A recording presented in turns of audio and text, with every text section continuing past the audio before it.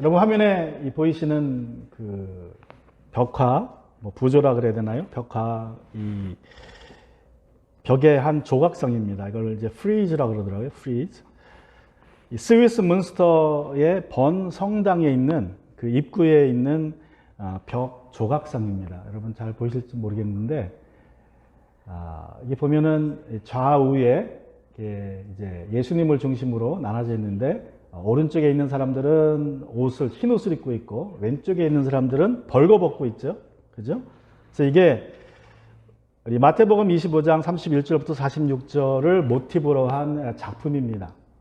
그래서 예수님의 최후의 심판을 벽 조각상으로 이렇게 만들어 놓은 건데, 보시면 벌거벗고 있기도 하고, 왼편에 있는 사람들은 또 빨간 불 속에 던져져 있는 사람들도 있습니다. 그러니까 저 교회 가는 사람들은 매주 저거를 보고 들어가야 돼요. 매주 보고 들어가고 이제 나오고 하는데, 우리가 이런 장면을 교회에 나올 때마다 보게 된다면 좀 도전이 될 것 같습니까? 아무래도 안 보는 것보다 좀 낫겠죠. 그죠? 자, 우리가 몇 달에 걸쳐서 마태복음 24장과 5장을 통해서 종말 신앙에 대해서 살펴보고 있습니다.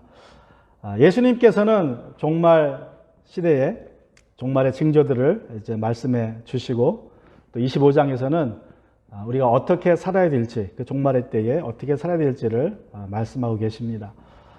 예수님이 원하시는 것은 우리가 예수님이 오신다라고 생각될 때에 그때 예수님이 기뻐하는 일을 찾아서 하는 모습으로 발견되기보다는, 예수님이 더디 오시더라도 내가 맡겨진 일, 나에게 맡겨진 일에 신실하게 충성되게 살고 있는 모습으로 발견되기를 원하십니다.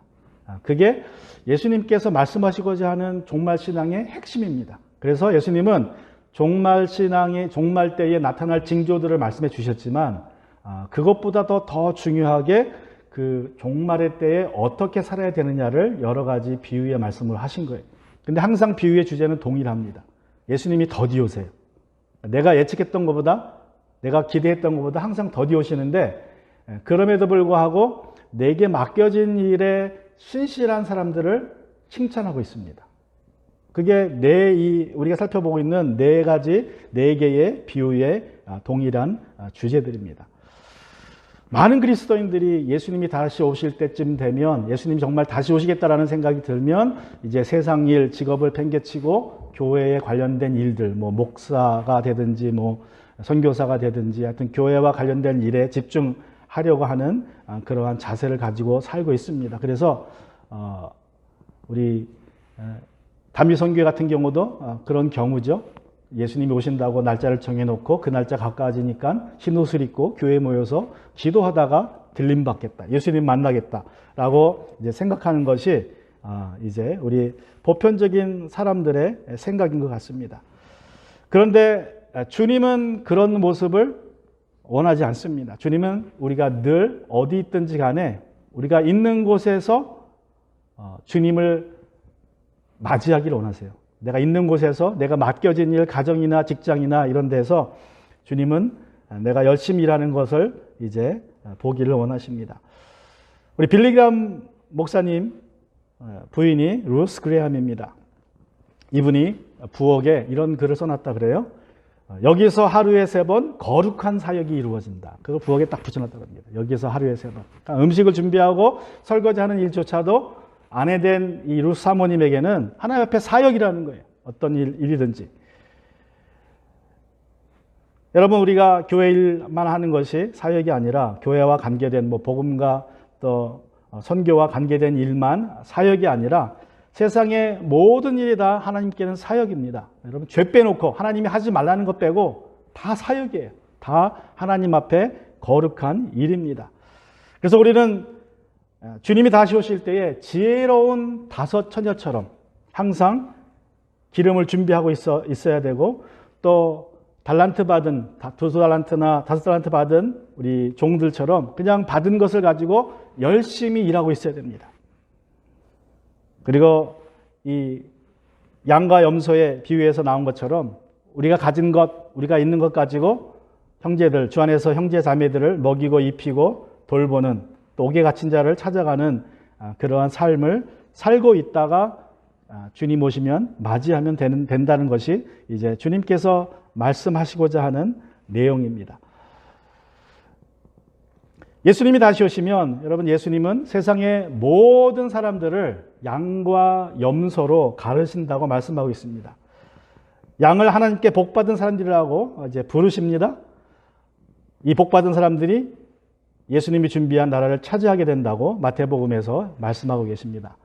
그때의 임금은 자기 오른쪽에 있는 사람들에게 말하기를 내 아버지께 복을 받은 사람들아 와서 창세 때로부터 너희를 위하여 준비한 이 나라를 차지하여라. 반면에 염소들은 저주받은 자들아 라고 불립니다. 그때 임금은 왼쪽에 있는 사람들에게도 말할 것이다. 저주받은 자들아 내게서 떠나서 악마와 졸개들을 가두려고 준비한 영원한 불 속으로 들어가라. 여러분 천국이나 지옥이나 다 동일한 단어로 표현되어 있습니다. 준비한. 준비됐다 그래요? 그래서 요한복음 14장 2절 3절에 보시면 예수님이 이렇게 말씀하십니다. 내 아버지의 집에는 있을 곳이 많다. 그렇지 않다면 내가 너희가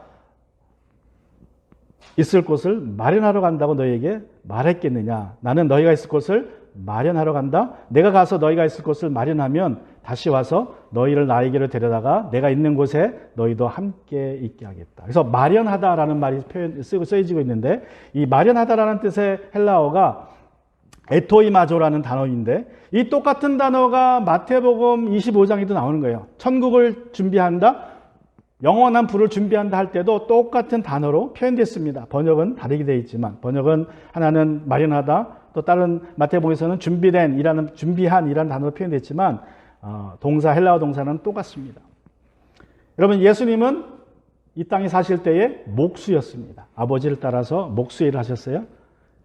30년 동안 아마도 청소년기부터 12살 때부터 아버지를 따라다니면서 목수 일을 배웠다가 30세 공생을 시작할 때까지 목수 일을 하셨어요.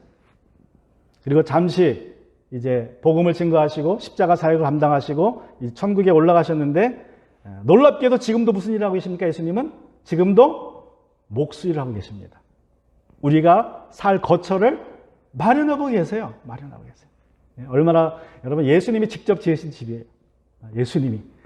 뭐 어떤 사람들은 예수님이 목수였다 그러니까 예수님이 멍에 이야기를 하셨잖아요. 내 멍에는 가볍다 그러니까 예수님이 멍에를 전문적으로 만드셨던 목수였을 거다라고 말하는 분도 있고 또 베드로와 같은 어부들과 친한 걸 보면 아마도 예수님은 배를 전문으로 만들었던 목수가 아닌가라고 말하는 분도 계시지만 여러분 뭐 지금이나 전문화된 사회니까 그렇게 하지 그 당시 2000년 전에는 목수하면 그냥 사람들 부탁하는 건 다 만들어줘야죠. 멍에도 만들어야 되고 또 어부가 찾아오면 배도 만들어야 되고 또 집을 지어달라 하면 집을 또 짓는 것이 목수의 일입니다. 예수님은 다 일을 하셨는데 지금은 이제 집을 짓는 일, 우리가 거처할 곳을 준비하는 일을 하고 계십니다. 그래서 이 천국은 사실 애초부터 천국은 하나님이 준비하셨어요. 우리가 무엇을 천국의 표상이라고 합니까? 에덴 동산이 천국이죠. 그죠? 에덴 동산이 천국의 모범인데 아쉽게도 안타깝게도 아담과 하와가 범죄한 이후에 에덴 동산에서 쫓겨났어요. 천국에서 쫓겨납니다. 그리고 하나님이 그룹들을 세워서 이제 그 입구를 막아버리셨습니다. 다시는 못 들어가게. 그 문이 언제 열립니까? 그 문이 예수님이 다시 오시고 최후의 심판을 마치면 양들이 이제 그 열린 문으로 들어가는 거예요. 그러면 예수님이 준비하신, 물론 창세 때와는 좀 다를 것 같아요. 왜냐하면 새 예루살렘이라고 말하고 있어요. 요한계시록에 가면. 그래서 또 뭐 창세기 1장과 2장을 배경으로 해석한다면 새 에덴 동산이 되겠죠. 근데 그 새 에덴 동산을 요한계시록에서는 새 예루살렘이라고 말씀합니다. 그래서 새 예루살렘으로 들어가서 아마 살게 될 것입니다. 그래서 지옥은 처음부터 존재했지만 문이 닫혔다가 다시 이제 예수님이 우리가 살 거처를 준비하는 곳입니다. 그런데 지옥은 애초부터 사실은 하나님의 창조 계획에는 들어가지 않았던 곳이에요. 천국은 처음부터 하나님의 창조 계획의 첫 번째 목적이었지만 지옥은 아예 그 자리가 없었습니다. 그리고 사실 인간을 위해서 준비한 것도 아닙니다. 우리 마태복음 25장 41절 다시 돌아가면 그때 임금은 왼쪽에 있는 사람들에게도 말할 것이다. 저주받은 자들아 내게서 떠나서 악마와 그 졸개들을 가두려고 준비한 영원한 불 속으로 들어가라. 애초에 이 영원한 지옥불은 악마, 사탄과 그 졸개들을 위해서 준비된 곳이라고 얘기하고 있습니다. 그러니까 하나님이 아담과 하와를 범죄했다고 보내기 위해서 준비한 곳이 지옥이 아닙니다. 죄인들 위해 준비한 곳이 아니에요. 지옥은 사단과 천사장 루시퍼가 타락해서 이제 하나님을 대적할 때 또 그를 따른 천사들의 3분의 2를 가두어 놓으려고 하나님께서 이제 준비하신 곳입니다. 어떤 신학자들은 이 루시퍼가 이제 언제 그런 타락을 했느냐, 언제 하나님을 대적했느냐를 가지고 이제 여러 가지 이론을 제기하는데, 뭐 우리가 추측할 수밖에 없지만 그 두 가지 이론을 말씀을 드리면, 이제 창세기 1장 1절에 태초에 하나님이 천지를 창조하셨다라는 이제 말씀, 첫 번째 말씀이 있는데, 어떤 신학자들은 그 이전에 타락했다. 이미 하나님이 세상을 창조하기 전에 루시퍼가 타락을 했고 천사들의 3분의 1이 그를 따라서 타락한 천사가 되었다라고 이제 설명하는 신학자들이 있고, 또 어떤 신학자들은 하나님이 세상을 2번 창조했다고 또 얘기를 합니다. 물론 이제 그들의 가설일 뿐인데, 창세기 1장 1절에 태초에 하나님이 천지를 창조하셨다라는 말이 첫 번째 창조이고 1장 2절부터는 두 번째 창조를 설명하는 내용이다. 그래서 이 루시퍼는 아마도 1절과 2절 사이에서 타락을 해서 하나님이 세상을 지은 이후에 이제 천사가 타락하고 죄가 들어오니까 그걸 다시 없애버리고 새롭게 지으셨을 것이다 라고 설명합니다. 뭐 그것은 우리 사람의 생각이고 설명이기 때문에 정확하게 우리가 언제 루시퍼가 타락을 해서 사탄이 됐는지는 알 수 없어요. 그냥 설명에 불과합니다. 그러나 분명한 것은 타락했다는 거예요. 루시퍼가 타락해서 사단이 되었고 악이 세상에 존재하게 되었다는 것입니다. 그래서 그것을 인정하고 우리가 이제 신앙생활을 하는 것이 우리가 신앙생활을 승리할 수 있는 비결입니다. 자, 기억해야 될 것은 지옥은 애초부터 그 타락한 천사들을 위해서, 사탄을 위해서 준비된 곳이라는 것을 우리가 기억해야 됩니다. 우리 사람들을 위해서 하나님이 준비한 곳은 아닙니다. 예수님은 지옥을 게헨나라는 말로 표현하십니다. 게헨나는 지난주도 말씀드린 것처럼 예루살렘 남서쪽에 있는 좁고 깊은 계곡입니다. 1000년이 넘도록 쓰레기를 처리했던 쓰레기 처리장입니다. 또 분뇨 처리장입니다. 예수님 때에는 십자가형을 받은 죄인들의 시체가 버려지는 장소였어요. 그래서 그것은 깊은 계곡이기 때문에 어둡고 또 쓰레기가 항상 있고 타는 곳이어서 쓰레기 냄새가 나고 구더기가 가득하고 분뇨가 가득하고 쓰레기 타는 불이 꺼지지 않는 그러한 곳이라고 예수님이 설명해 주셨습니다. 여러분, 예수님은 그런 지옥을 직접 이제 경험하시기도 합니다. 자, 언제 경험하셨습니까? 예수님은 십자가에서 지옥을 경험하십니다. 그래서 십자가에 달리신 6시간 중에 나머지 3시간 동안 예수님은 지옥을 경험하세요. 그래서 그때 예수님이 하신 말씀이나 벌어진 일들을 보면 지옥이 어떤 곳이라는 것을 우리가 상상해 볼 수 있습니다. 그래서 그 3시간 동안 벌어졌던 일들, 예수님이 하신 말씀을 보면 지옥이 얼마나 무시무시한 곳인지를 우리가 짐작해 볼 수 있는데, 첫 번째로 예수님이 경험하신 지옥, 어떤 지옥입니까? 암흑의 장소라고 이제 성경은 말씀하고 있습니다. 예수님이 십자가에 달리시고 정오가 되자 어떤 일이 벌어집니까? 누가복음에 보면 23장 44절부터 45절에 보시면 어느덧 낮 12시쯤 되었는데 어둠이 온 땅을 덮어서 오후 3시까지 계속되었다. 해는 빛을 잃고 성전의 휘장 한가운데가 찢어졌다. 여러분, 해가 빛을 잃었다고 합니다. 해가 빛을 잃어서 깜깜해진 거예요. 그냥 구름이 해를 가린 게 아니라 빛의 근원인 해 자체가 빛을 잃어버렸어요. 세상이 얼마나 깜깜했습니까? 우리가 지금은 이제 빛의 공해 속에 살고 있어서 밤이 돼도 밝습니다. 환합니다. 방도 환해요. 밖에서도 빛이 들어오고, 또 밖에 집안에 온갖 여러 가지 전자기기가 있어서 그 전자기기가 이제 코드가 꼽혀지지 않으면 항상 거기서 빛이 나오죠. 뭔가. 그래서 우리는 정말 칠흑 같은 어둠이라는 표현을 쓰지만 그것을 경험하기는 쉽진 않아요. 지금 현대 세상에서. 저는 한 2, 3년 전에 경험한 적이 있습니다. 제가 올랜도 중앙침례교회에서 사역할 때에 이제 그 교회에 화장실이 하나 있는데 거긴 독특해요. 거기는 이제 목회자 사무실 뒤에 바로 화장실이 있어요. 붙어서 뒤쪽으로. 밖에 나가서 이렇게 돌아가면 됩니다. 근데 그 화장실은 건물의 중앙에 위치하고 있습니다. 보통 방들이 사이드에 있어서 벽이 있어서 창문이 있잖아요. 그러면 창문이 들어오니까 햇볕이 들어오니까 이 건물이 밝은데 그 화장실은 유독 건물의 중앙에 있어서 창문이 없습니다. 그래서 거기는 불을 안 켜면 정말 칠흑 같은 어둠입니다. 어느 날 제가 그 안에 들어서 앉아 있는데 어떤 분이 이제 문을 열고 들어오시더라고요. 그리고 이제 습관적으로 어떻게 합니까? 화장실에 들어가면 불을 딱 스위치를 만지죠? 그래서 이분이 문을 열면서 습관적으로 스위치를 탁 켰어요. 근데 그 킨 게 아니라 사실은 켜져 있는 걸 끄셨어요. 그리고 또 안에 누군가 있다는 걸 아니까, 미안합니다. 그러고 문을 확 닫았어요. 근데 스위치를 다시 켜주는 걸 잊어먹은 거예요. 그리고 그냥 불을 꺼버리고 나가신 거예요. 문을 열었다가 확 닫은 거예요. 그래서 제가 그 안에 앉아 있는데 정말 내 손이 안 보여요. 내 손이. 아주 깜깜해가지고 내 손은 이렇게 해도 안 보여요. 그래서 제가 그때 깨달았습니다. 야, 진짜 이게 칠흑 같은 어둠이구나. 그래서 여러분도 한번 그걸 경험해 보고 싶으면 집에 가셔서 어디가 제일 어두울까요? 여러분 기도하시는 옷장 들어가면 얼마나 깜깜하니까. 거기 불 안 켜면 정말 칠흑 같은 어둠이에요. 그냥 아무것도 안 보입니다.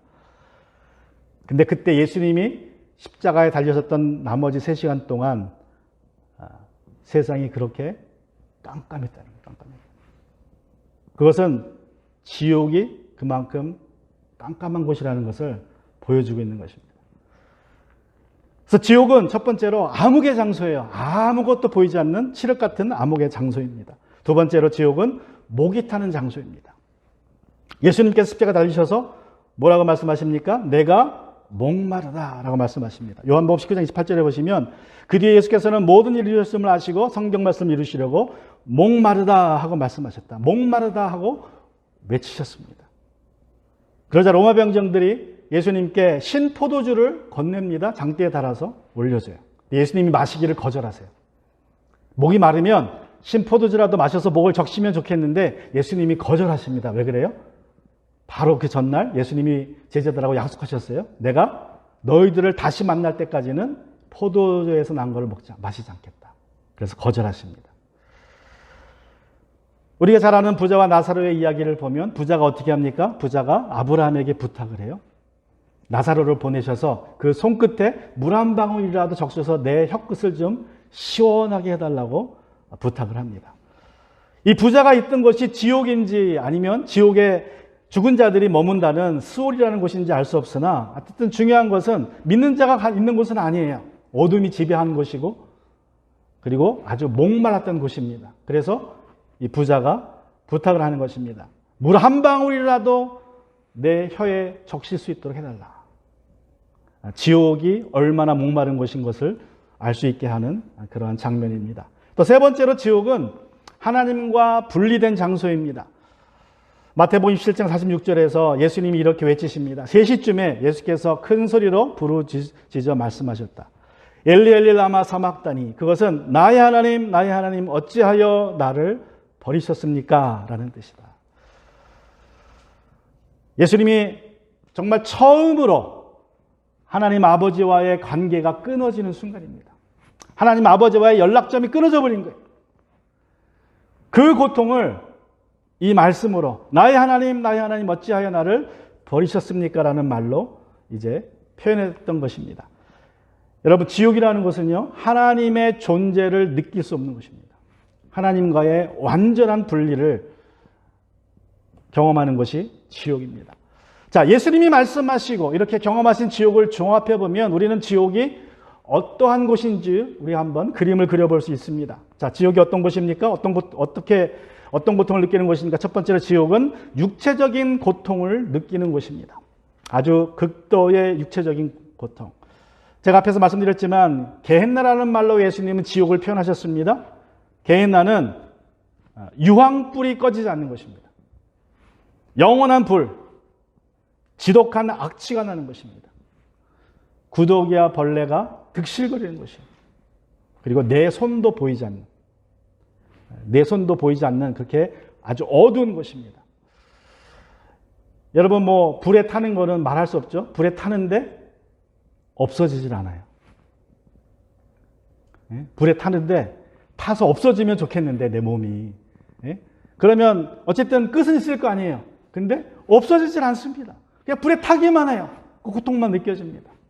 어떻게 할 수 있어요? 그럴 가능성이 있다는 걸 모세가 하나님을 떨기나무에서 봤을 때에 그 떨기나무가 불에 탑니다. 근데 타서 없어지질 않아요.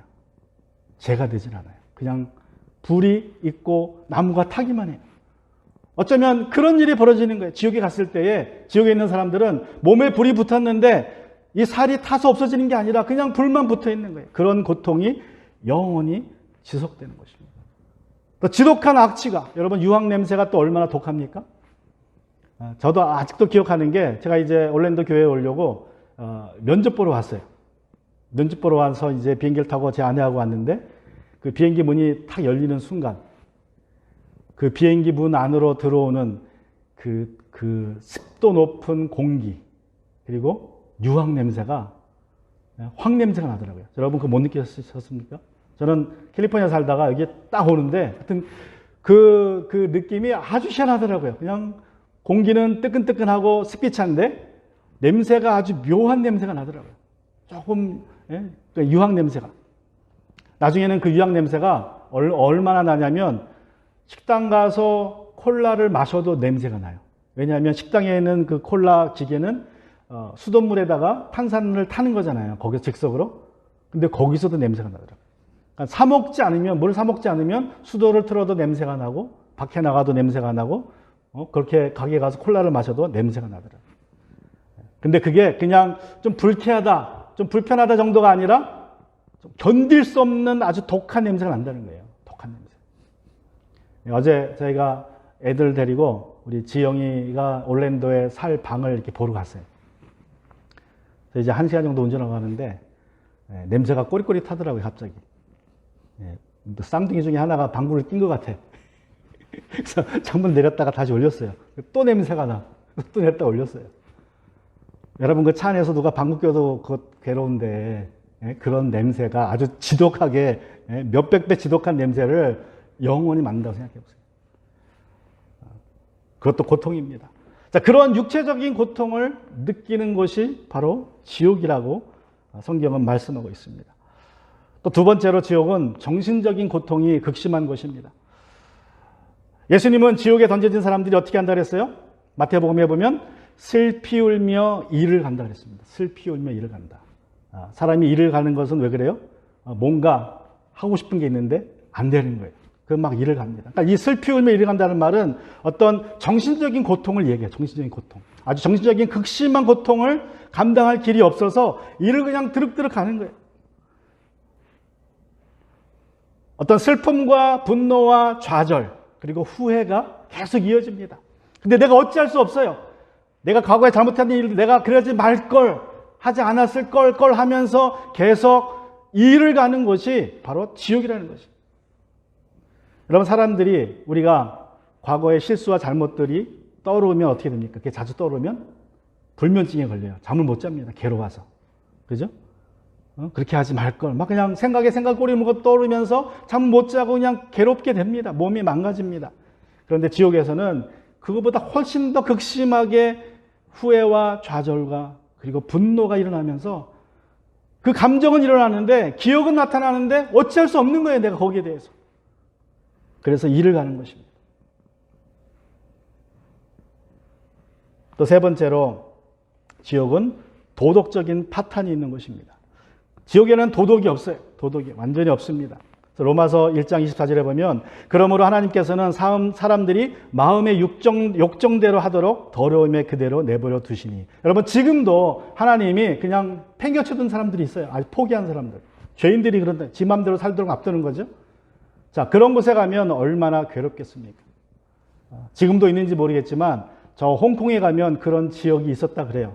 가끔 다큐멘터리도 나오고 그러는데 홍콩이 영국 관할하에 있을 때에 어떤 작은 건물 하나가 우연히 홍콩 지배도 관할도 아니고 중국 관할도 아닌 곳이 생겼답니다. 어떻게 하다 보니까 관할자가 없어진 지역이 생겼어요. 사람들이 중국에서 넘어와 가지고 홍콩에 못 들어가면 거기서다가 이제 사는 거예요. 움막 짓고 사는데 땅도 좁으니까 움막을 못 짓고 계속 움막을 위로 짓는다 그럽니다. 위로. 아파트처럼. 그래서 그게 한 15층 정도 된다 그래요. 근데 거기는 전기도 안 들어오고 아무런 공공시설이 없어요. 왜냐하면 홍콩 땅도 아니고 중국 땅도 아니에요. 관할이 없습니다. 그러니까 치안도 없어요. 그래서 거기를 가본 사람들은 정말 지옥이라 그래요. 지옥. 그냥 온갖 범죄들이 난무하는 곳이라고 합니다. 도덕이 없어요. 그냥 사람들이 하고 싶은 대로 하고 사는 거예요. 거기서. 근데 지옥은 완전히 그런 것이 개방된 것입니다. 사람들이 그냥 자기의 욕정대로 내버려둬요. 근데 욕정은 있는데 채워질 방법이 없어요. 지옥은 원함이 있는데 채워질 방법이 없는 것입니다. 그래서 괴로운 것이에요. 근데 그것이 이제 상대방에게 해가 되는 거죠. 그래서 더 괴로운 것입니다. 네 번째로 지옥은 군중 속의 고독을 느끼는 곳입니다. 고독이 극대화되는 것이에요. 고독이. 칠흑 같은 어둠 속에서 내 손도 안 보여요. 근데 분명히 누군가 있는 건 알아요. 정말 지옥은 사람으로 가득, 죄인들로 가득하지만 안 보입니다. 외로운 곳이에요. 그리고 지옥이라는 것은 도덕적으로 타락했고 나만 아는 것이죠. 나만 다고다고 하는 것이에요. 나만 알아달라, 나만 인정해달라, 내만 채워달라 하는 것입니다. 서로 관심이 없어요. 서로. 옆에 누가 있는지 관심이 없습니다. 그냥 내가 원하는 것만 채워지게 원하는 것이 지옥입니다. 그래서 사람은 많은데 고독해요. 아무도 나를 알아주지 않습니다. 아무도 나를 인정하지 않고 서로 인정하지 않습니다. 여러분, 또 지옥은 하나님이 안 계신 곳이죠. 자, 하나님은 어떤 분입니까? 하나님은 선하신 분입니다. 하나님은 선하신 것이에요. 선하신 분이에요. 하나님이 계시면, 하나님을 인정하는 사람들이 있으면 그곳에는 선함이 있습니다. 근데 하나님이 없기 때문에 지옥은 선함은 없고 악함만 있어요. 동정심도 없습니다. 친절도 없습니다. 온유도 없습니다. 절제도 없습니다. 그 어떤 선한 것이 없기 때문에 지옥에서는 서로 간에 관심 없고 자기만 위해달라는 그러한 군중 속의 고독을 느끼는 것입니다. 다섯 번째로 지옥은 영적인 죽음입니다. 여러분, 성경은 지옥을 영적인 죽음이라고 표현을 합니다. 두 번째 죽음이라고 표현을 해요. 죽음은 우리는 지금 죽는다 그러면 이 땅에서 이제 사라지는 것을 죽음이라고 하지만 사실 죽음이라는 것은 영적으로 보면 그냥 분리되는 거예요. 그죠? 죽음이라는 것은 지금은 내 육체와 영이 분리되는 것입니다. 그게 죽음이에요. 그리고 죽음이라는 것은 이 땅에 살아있는 사람들과 내가 분리되는 것이에요. 다시는 만나지 못하는 것이 죽음입니다. 그래서 죽음은 내가 그냥 육신을 가지고 육신에서 떠나는 게 죽음이 아니라 분리입니다. 그런데 이제 지옥이라는 곳에선 두 번째 죽음, 영원한 분리가 일어나는 것입니다. 영원한 분리. 그래서 예수님은 지옥을 어떻게 표현합니까? 지옥을 바깥 어두운 곳이라고 표현해요. 바깥. 천국은 아닙니다. 새 예루살렘 안이 천국이고 그 새 예루살렘 바깥은 어두운 곳이에요. 거기가 지옥입니다. 하나님과 완전히 단절된 곳입니다. 이렇게 성경은 지옥의 고통들을 설명하고 있습니다. 정말 지옥은 너무너무 무시한 곳입니다. 우리가 상상을 초월한 무시무시한 곳입니다. 그런데 존 밀턴이라는 사람이 이런 말을 했어요. Better to reign in hell than serve in heaven. 천국에서 섬기느니 지옥에서 다스리겠다. 이 사람은 지옥이 어떤 곳인지 몰라서 이런 말을 하는 거예요. 그런 말하고 비슷한 거죠. 천국은 재미없는 곳, 지옥은 재미있는 곳. 그렇게 표현하는 거예요. 여러분, 정말 우리가 지옥을 경험했다면 이런 말을 할 수 없습니다. 우리가 가끔 살면서 사는 게 지옥 같을 때가 지옥 같다라는 생각이 들죠? 그건 아무것도 아니에요. 정말 지옥에 비교하면 내가 당하는 고통, 어려움과 힘든 것, 이 세상이 정말 지옥 같다고 느껴진 것에 수천, 수만 배의 고통이 있는 것이 지옥입니다. 그 형언할 수 없는, 말로 형언할 수 없는 고통을 얼마나 오래 받아야 합니까? 성경은 영원히 받아야 한다라고 말씀하고 있어요. 다시 마태복음 25장 41절에 가시면 내게서 떠나서 악마와 그 졸개들을 가두려고 준비한 영원한 불 속으로 들어가라 라고 말합니다. 영원한 불 속. 여러분, 지옥에 가면 영원히 고통받는 곳이지 그냥 뭐 1000년, 2000년이 아닙니다. 영원히. 왜 영원해야 됩니까, 지옥이? 지옥은 본래 누구를 만들었다고 했어요? 지옥은 본래 타락한 천사, 사탄과 그의 졸개들을 위해서 만든 곳이에요.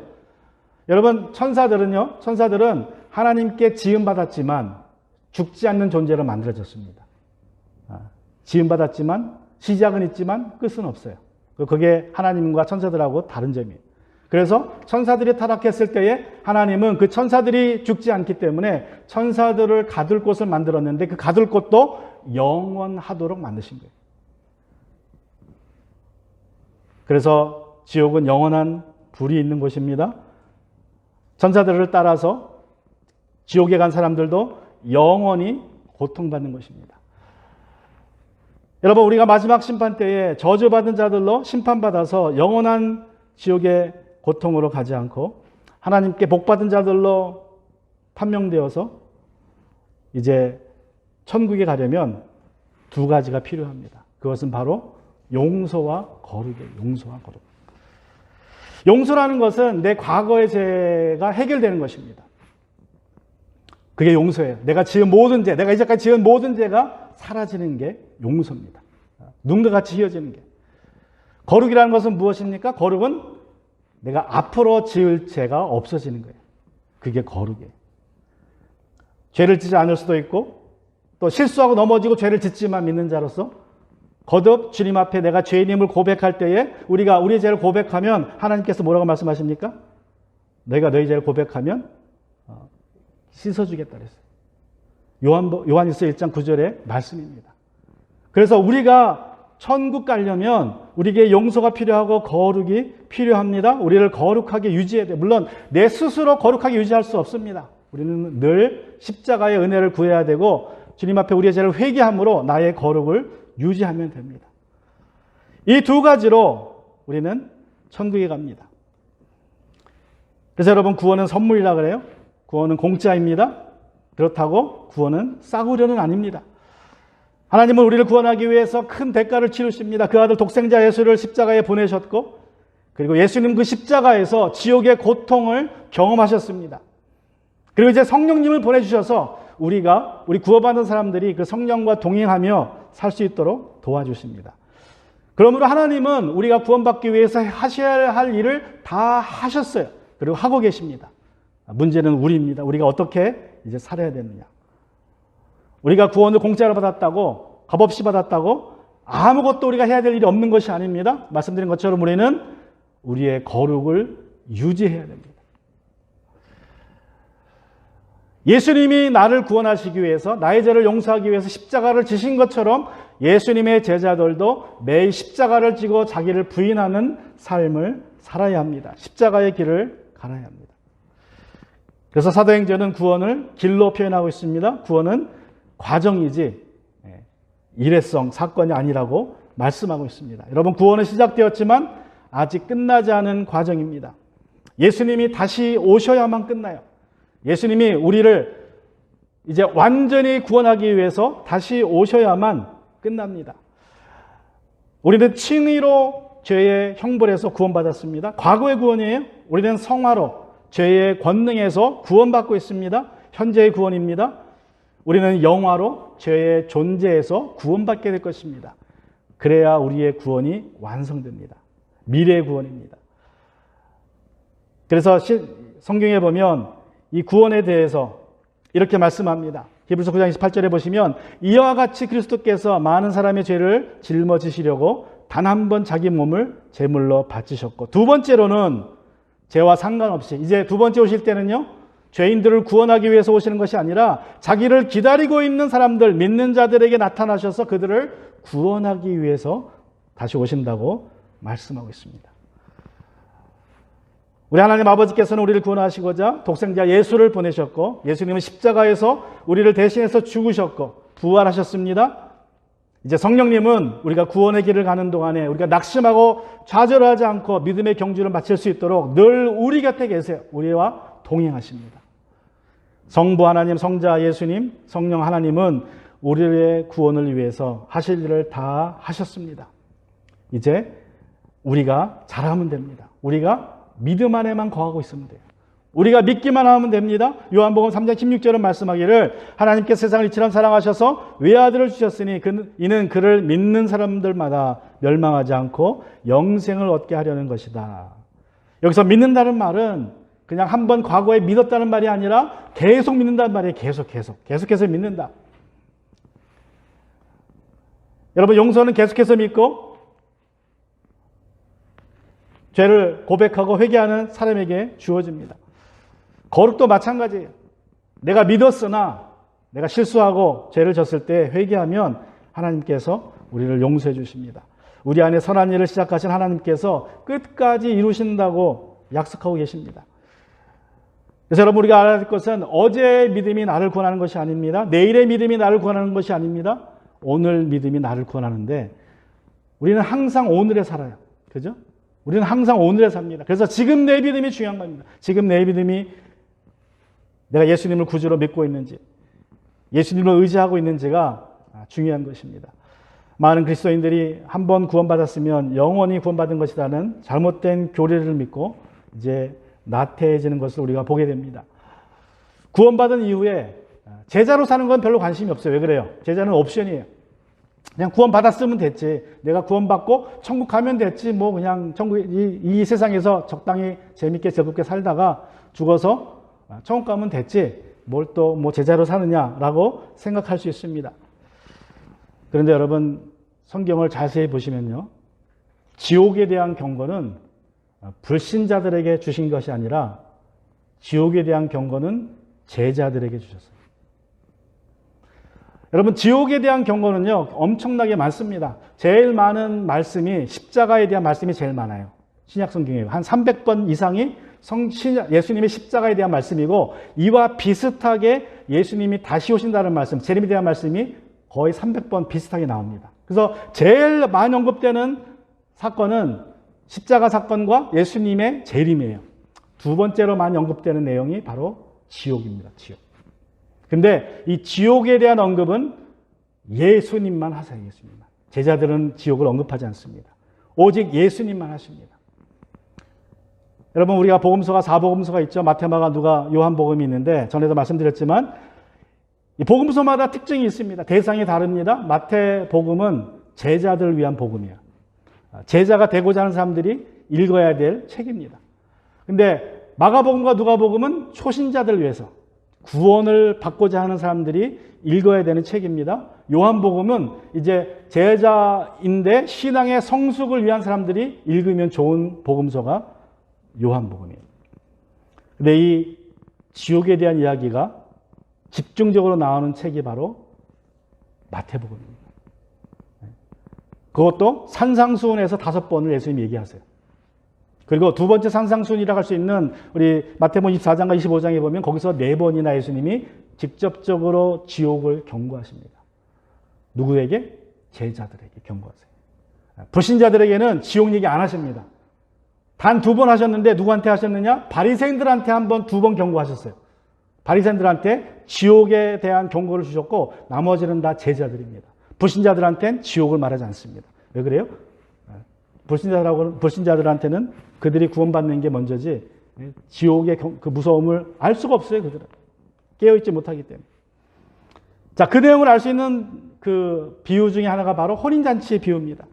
마태복음 21장과 누가복음 14장에 보면 혼인잔치의 비유가, 동일한 비유가 나오고 있는데 그 결론이 조금 다릅니다. 누가복음과 마태복음의 결론이 살짝 달라요. 누가복음에 보면 결론이 이렇습니다. 14장 23절과 24절에 보시면 주인이 종에게 말하였다. 큰 길과 산울타리로 나가서 사람들을 억지로라도 데려다가 내 집을 채워라. 내가 너희에게 말한다. 초대받은 사람 가운데서 아무도 나의 잔치를 맛보지 못할 것이다. 자, 사람들이 초대받았는데 안 옵니다. 그러니까 주인이 뭐라 그래요? 다 불러들여라. 그냥 채워라 일단. 이게 누가복음에서의 혼인잔치 비유의 결론입니다. 그냥 채워라. 죄인들을 불러들여라. 그래서 누가복음은 초신자들을 위한 것이기 때문에 일단 구원받는 게 목적이에요. 근데 동일한 비유가 마태복음 22장에서는 이렇게 끝나고 있습니다. 자, 이제 사람들을 다 데리고 왔어요. 그때 임금이 이렇게 얘기합니다. 이 사람아, 그때는 혼인 예복을 입지 않았는데 어떻게 여기에 들어왔는가 하니 그는 아무 말도 하지 못하였다. 그때 임금이 종들에게 분부하였다. 이 사람의 손발을 묶어서 바깥 어두운 데로 내던져라. 거기서 슬피 울며 일을 할 것이다. 부름받은 사람은 많으나 뽑힌 사람은 적다. 부름받은 사람은 많아요. 복음을 믿어서 과거의 죄를 용서받은 사람들은 많습니다. 그런데 거룩을 유지하는 사람은 많지 않아요.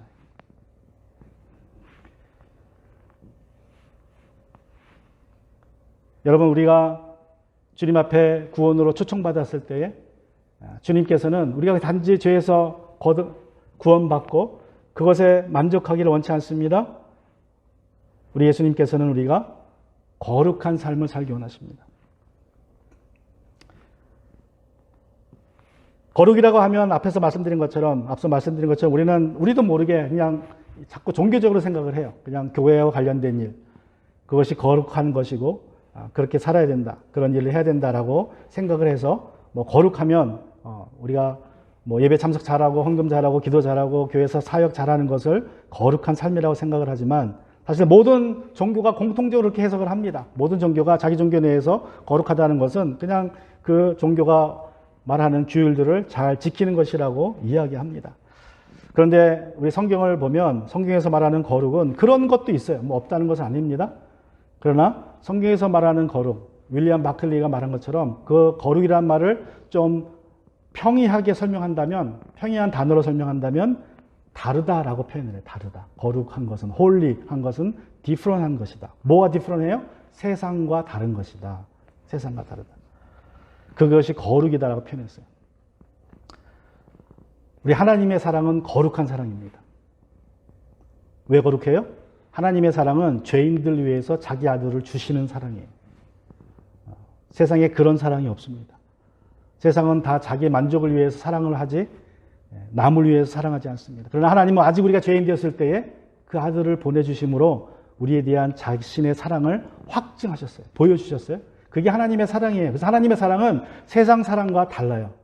세상 사랑은 이기적이지만 하나님의 사랑은 그렇지 않습니다. 예수님의 사랑도 마찬가지죠. 하나님의 명령을 받고 세상에 오셔서 자기를 주기까지 우리를 사랑하셨어요. 그 예수님의 사랑입니다. 거룩한 사랑이에요.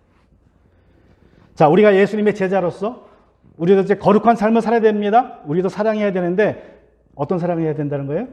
거룩한 사랑을 해야 된다는 거예요. 세상과는 다른 사랑. 마태복음 25장 31절부터 46절에 나오는 말씀처럼 정말 어려운 사람들, 힘든 사람들, 주 안에서 형제자매 되었는데 어렵고 힘든 사람들을 찾아가서 돌보는, 먹히고 입히고 마시우게 하고 찾아가서 돌보는 그 사랑이 거룩한 사랑이다라고 말씀하고 있습니다. 그것이 매일 자기를 부인하고 십자가를 지는 제자의 모습입니다. 자, 오늘 말씀을 생각하시면서 같이 이 시간 우리 기도하기 원합니다. 우리 종말의 신앙은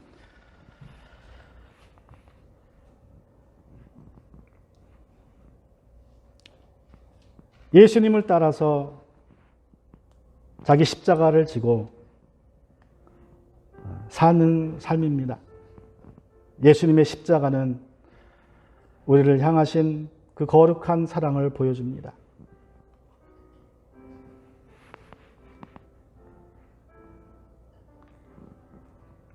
예수님은 우리가 매일 십자가를 지고 예수님이 가셨던 그 길을 가기를 원하십니다.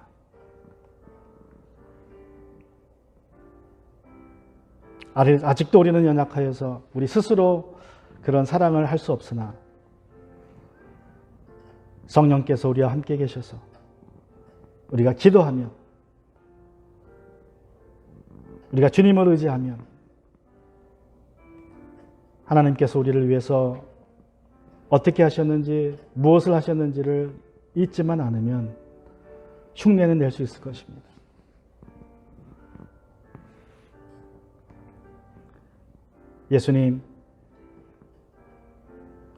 예수님이 가신 그 십자가의 길을 갈 수 있도록 도와주시고, 내가 넘어지고 쓰러질 때 주님 일으켜 주셔서 주님처럼 거룩한 사랑할 수 있도록 주님 도와 주시옵소서.